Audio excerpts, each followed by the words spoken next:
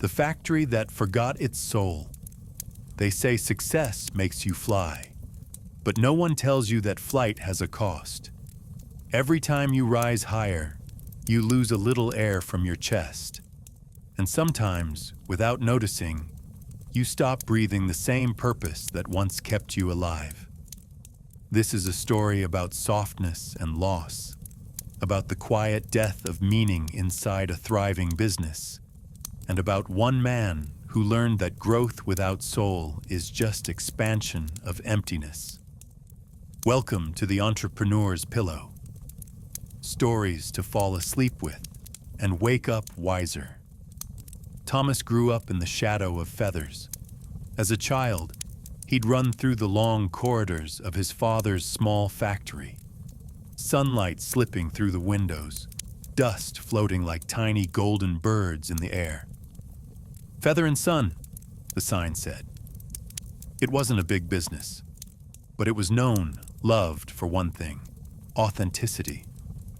Every pillow was filled by hand, stitched with care, sealed with a card that read, "Made for your dreams, by ours." When his father died, Thomas promised to protect the legacy. He meant it, but promises don't always survive pressure.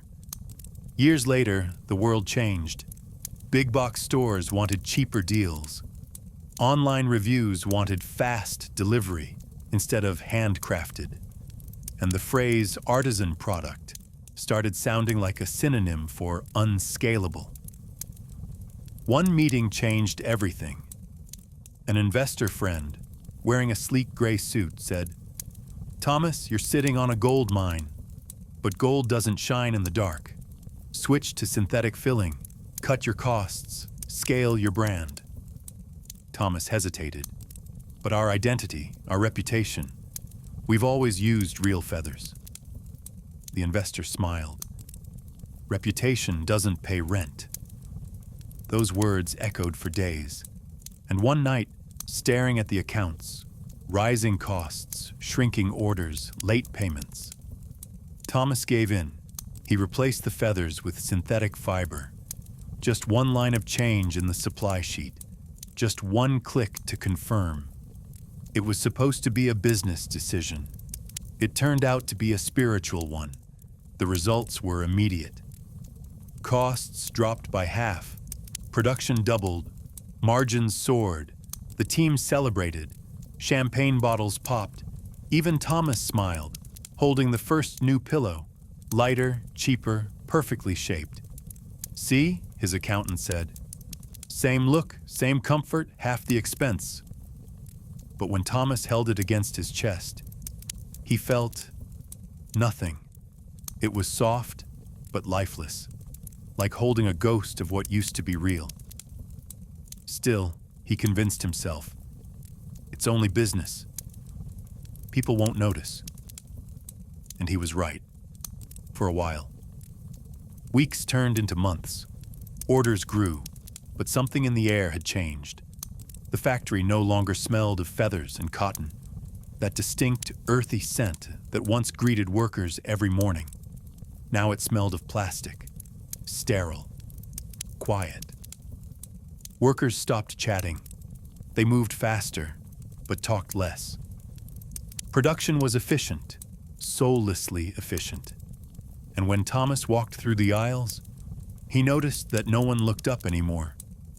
Everyone's eyes were fixed on the machines, not on the work itself. Success, he thought, was supposed to make things lighter. But this felt heavy in a different way.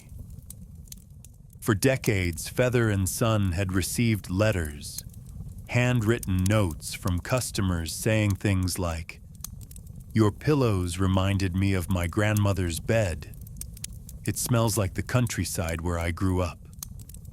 They used to hang them on a corkboard in the office, a map of gratitude. But one day, Thomas noticed the board was empty. No new letters, no thank yous, no stories. He asked his assistant, "Do we still get any mail?" She shrugged.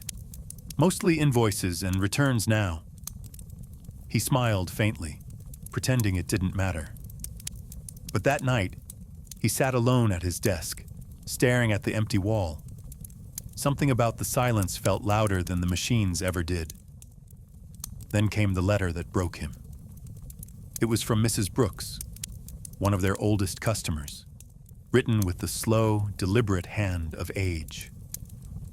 Dear Mr. Feather, the new pillows are soft, very soft, but they don't feel alive.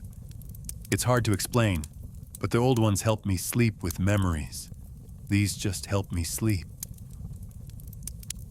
Thomas read it over and over. He could almost hear his father's voice behind the words. The next day, he drove 2 hours to Mrs. Brooks's home.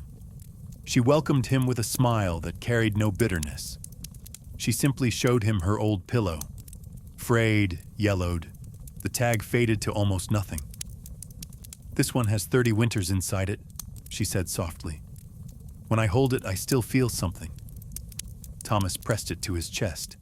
It was heavier, warmer, human, a museum of touch. He didn't say a word. Back at the factory, Thomas couldn't sleep. He opened his father's old notebooks. Inside were pages filled with delicate handwriting, little philosophies written between production notes. We don't sell pillows. We sell peace. Every feather has known flight before it rests. He turned the pages until he found one sentence underlined twice. If you remove the soul to save the business, you will lose both. He sat in the dark, listening to the distant hum of the factory outside. For the first time in years, he felt the weight of his own decisions.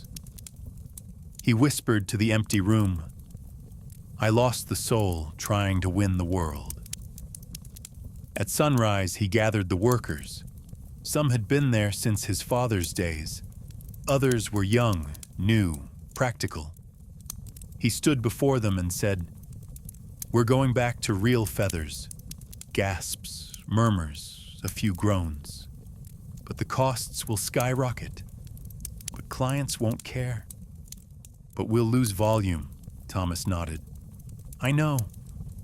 But I'd rather make fewer pillows that people love than millions they forget. The room fell silent, and slowly a few smiles appeared, especially from the oldest hands. The transition was hard.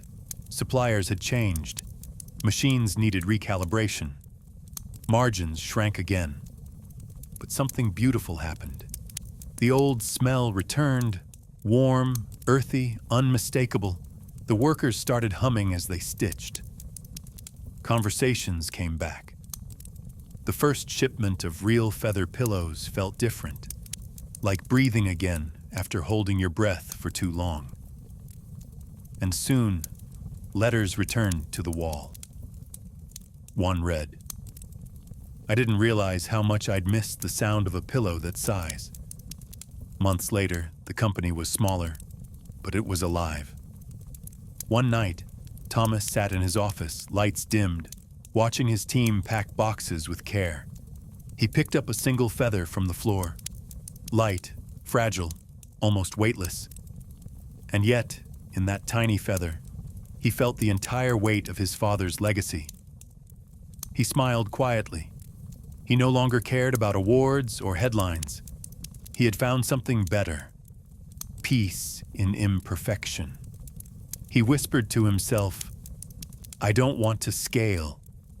I want to matter if you're listening tonight, and your business is growing faster than your heart can follow.